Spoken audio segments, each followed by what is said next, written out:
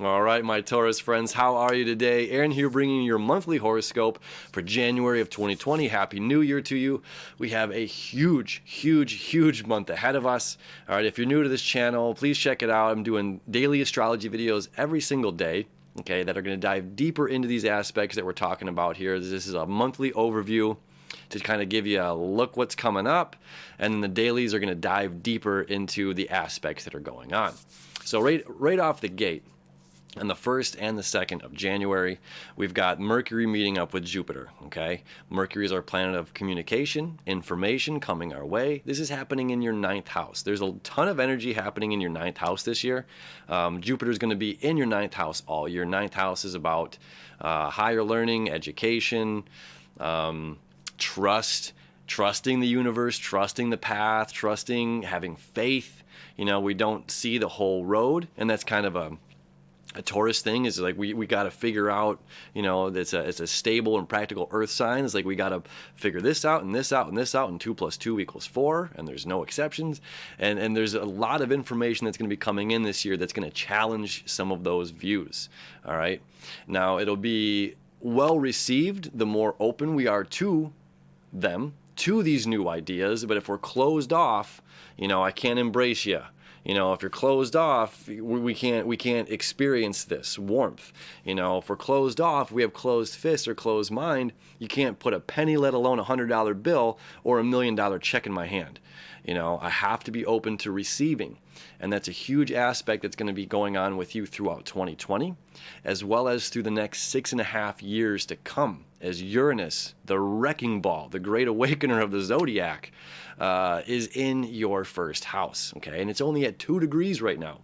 So Uranus is going to be there again for a very long time. And we can look at it like this, a couple different ways. One, you know, if there's just a mud field, and that's all we see is a mud field, okay, we have to take the steps if we want to turn that into a playground. Okay, we have to plant the seeds, we have to water it, we have to give it light, we have to give it care and attention.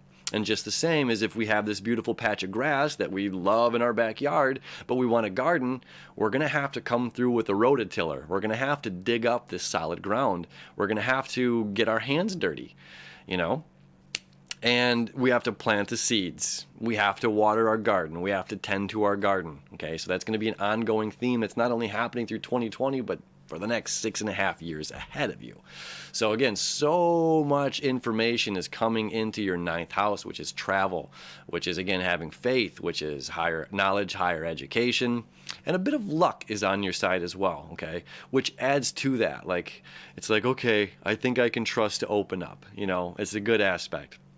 So on the 1st and the 2nd, Mercury is going to meet up, our planet of communication, information, meeting up with Jupiter, our planet of abundance, and more, the ruling sign of Sagittarius, or ruling planet of Sagittarius, okay, which is about abundance, okay? That's going to be in your 9th house all year until December of 2020.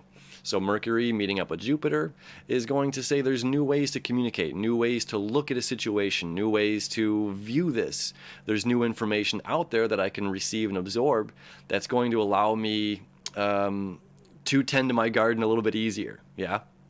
Okay, so that's a huge one. Mars now has been in your 7th house. You've had a lot of energy in the 7th house, which deals with partnerships, okay, since about September, mid-September of 2019, and this energy is finally clearing out, okay? So we've been dealing with traumas and stuff of the past, pain of the past, and finally Mars is finally getting out of the sign of Scorpio and moving into the sign of Sagittarius, which is your 8th house of shared resources. So for the next 2 months through January into February, Mars is going to say, like, look, what I have and what you have, you know, we're 2 strong independent people, or we're 2 strong independent companies. If we merge together, we can create so much more. You know, it's like Facebook merging with Instagram, and boom, and now we can share the content or whatever. Or it's, you know, whatever analogy you want to use, you know, it's 2 strong bridges, or 2 strong pillars coming together to create a bridge, and to create this trustworthy, stable bridge. We're going to go with bridge. You know, trustworthy, stable bridge that are going to allow other people to have access to that. So that's a really powerful and beautiful connection. On the 8th and 9th, Mercury is going to meet up with the Sun. So the information that we learned during the 1st and 2nd of this Jupiter-Mercury meet up, we're going to start to embody it. The hero of our journey is the Sun, right? Ego, self-expression. We're going to be able to express ourselves in a more knowledgeable way. We're going to come across as the leader or the guru, okay? Really, really cool aspect right there as well. On the 9th, we have a lunar eclipse. It's happening in your 3rd house. Let me show you the chart here. So on the 9th, all right, the moon's going to be down here in Cancer. This is all about looking at information in 2 ways, okay? South node's going to be up here, so the Sun connects with the South node. This is an opportunity to look at ourselves and say, I was wrong. I surrender. I was absolutely wrong. You know, I was wrong. Maybe you were wrong too. Maybe you were right. I have to look at both sides of the coin. Maybe I was wrong, I was right, you were wrong and you were right. And altogether, you know, there's a lot of new information. And so there's a piece of ourselves that we're letting go of on this lunar eclipse here.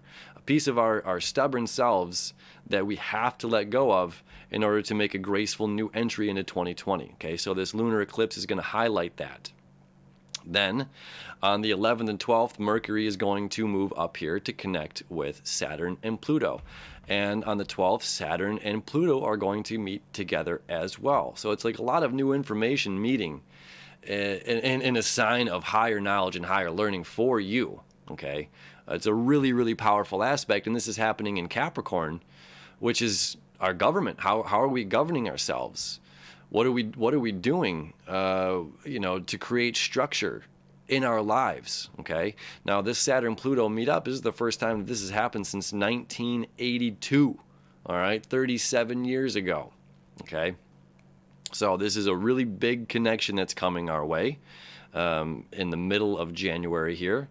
All right, so it's like one after another. It's just like the meet up with Jupiter, the meet up with the Sun, Mars moving out of here. Then we've got the Sun meeting up with Saturn and Pluto. Okay? And then as the Sun meets up with Saturn and Pluto as well, the hero's journey, it's about transformation. This is about surrender. 21 degrees of Capricorn is about surrendering. And then 22 degrees is all about redeeming the rewards for you know, being the strong, independent Tauruses that we are, right? Very, very strong aspect here. And again, this transformation, death, destruction, learning here in the 9th house, okay? And the 13th as well, Venus, our planet of love, wants, and desires, which has been in your 10th house of career, is going to be moving out into your 11th house, which is all about community, okay? And that's where Neptune is right now. So it's like saying, look, we gotta focus. You know, we got to follow our hearts and meet up with the right people. If we've been meeting the wrong people in the past, it's time for us to follow, again, march to the beat of our own drum and do what we got to do and find the right people that we're connecting with. And that's going to aid to this Mars moving into the 8th house for you. Okay, another really powerful aspect. Then the Sun's going to move out of Capricorn on the 20th into Aquarius, okay, your 10th house. So the Sun's going to be moving into your place of career, public image. This is how people are viewing you and the leader that you are, all right? Then on the 24th, we have a new moon in the sign of Aquarius. So the Sun and the moon are going to get together here for a very new beginning. It's like you're getting your soul tribe, your community together, and really allowing yourself to flourish and feel all of these good things, all right? Another great aspect. Then on the 27th, okay, Venus is going to make its way over here in conjunct Neptune. Okay, Venus is, again, everything we want, love, desire, all those good feels. Neptune is all about dreams and imagination and the things that are, you know, the emotions that are not here in this physical world, right? I can't limit your dreaming. I can't tell you to think smaller. So in Venus, what you love, want, and desire, coming into the sign of Pisces, for one, Venus is exalted in Pisces because she's free to love as deeply as she wants. And meeting up with Neptune is just a dream combination that happens once a year. Okay, really, really beautiful aspect going on there.